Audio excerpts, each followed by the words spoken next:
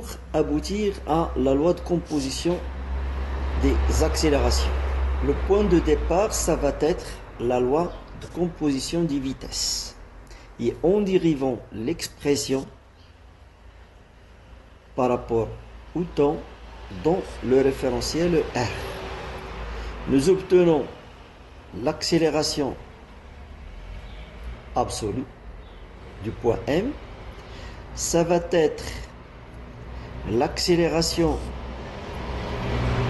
du point O' dans R, plus ce deuxième terme qui est d oméga sur dt produit vectoriel O'M,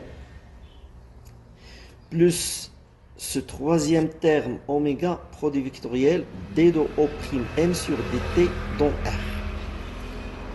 Et plus enfin d sur dt de la vitesse relative dans R. Alors, on voit bien apparaître deux termes à détailler.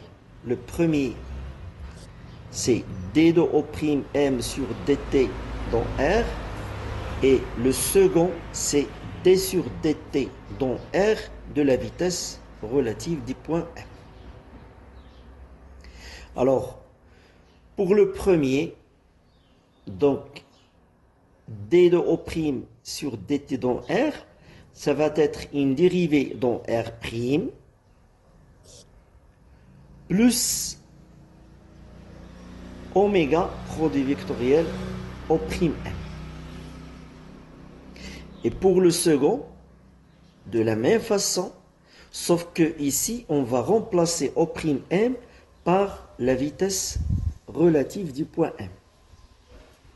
Donc, nous obtenons d sur dt de vitesse relative dans R'.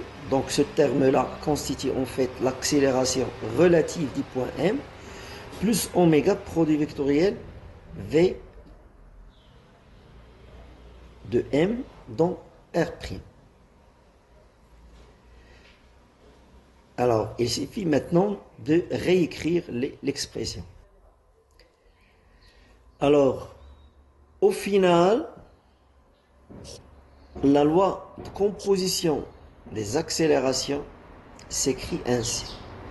Donc ici, la vitesse du point M dans R, c'est-à-dire,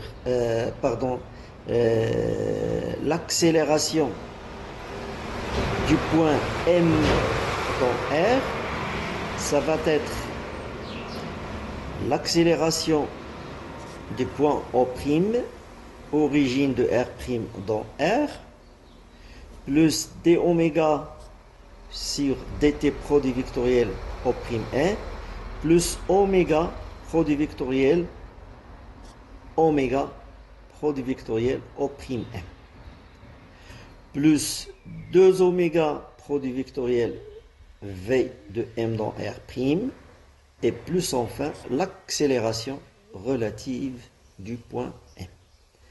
Alors, ce que vous avez en jaune, ça constitue l'accélération d'entraînement du point M. Si on fait l'accélération du point coïncident, donc le point qui est fixe dans R' et qui coïncide à l'instant T avec le point M.